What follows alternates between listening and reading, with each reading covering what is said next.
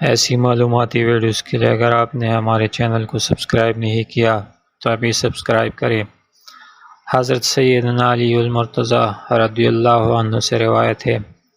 کہ حضرت ابوبکر صدیق رضی اللہ عنہ نے بوقت وفات مجھے اپنے قریب بٹھایا اور فرمایا،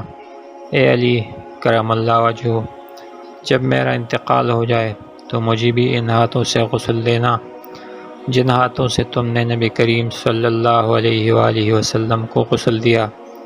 اور مجھے روضہ انور کے پاس لا کر رکھ دینا اور عرض کرنا، یا رسول اللہ صلی اللہ علیہ وسلم، ابو بکر رضی اللہ عنہ آستان عالیہ پر حاضر ہوا ہے، اگر اجازت ہوئی تو دروازہ کھل جائے گا اور مجھے اندر لے جانا، ورنہ جنت البقیع میں دفن کر دینا۔ حضرت علی رضی اللہ تعالیٰ عنہ فرماتے ہیں کہ حضرت ابوبکر صدیق رضی اللہ تعالیٰ عنہ کو غسل دیا گیا تو میں سب سے پہلے روضہ اقدس پر حاضر ہوا اور عرض کیا، یا رسول اللہ صلی اللہ علیہ وسلم،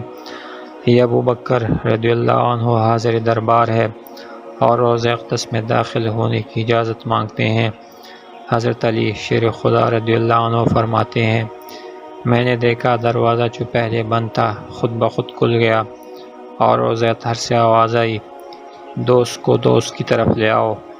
کیونکہ دوست دوست کا مشتاق ہے۔ حضرت ابوبکر صدیق رضی اللہ عنہ کی وفات کے بعد جب حضرت عمر بن خطاب نے خلافت سنبھالی تو ایک دن بیت المال میں آئے تو لوگوں سے پوچھا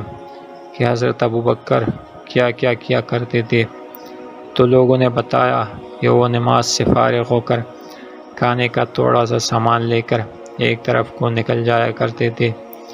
آپ نے پوچھا کہ کہاں جاتے تھے؟ لوگوں نے بتایا کہ یہ نہیں پتہ، بس اس طرف کو نکل جاتے تھے۔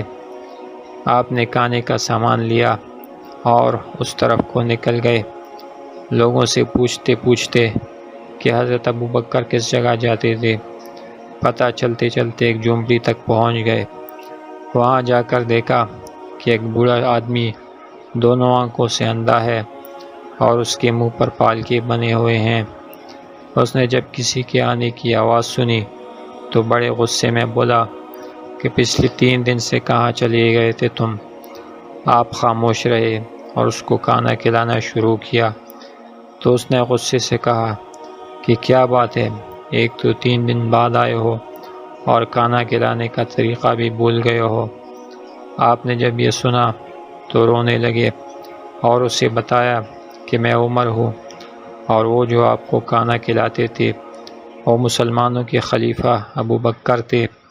اور وہ وفات پا چکے ہیں۔ جب اس بوڑھے نے یہ بات سنی تو کھڑا ہو گیا اور کہا کہ اے عمر، مجھے کلمہ پڑھا کر مسلمان کر دیں۔ پچھلے 2 سال سے وہ آدمی روز میرے پاس آتا اور کھانا کھلاتا رہا، لیکن ایک دن بھی اس نے مجھے نہیں بتایا کہ میں کون ہوں۔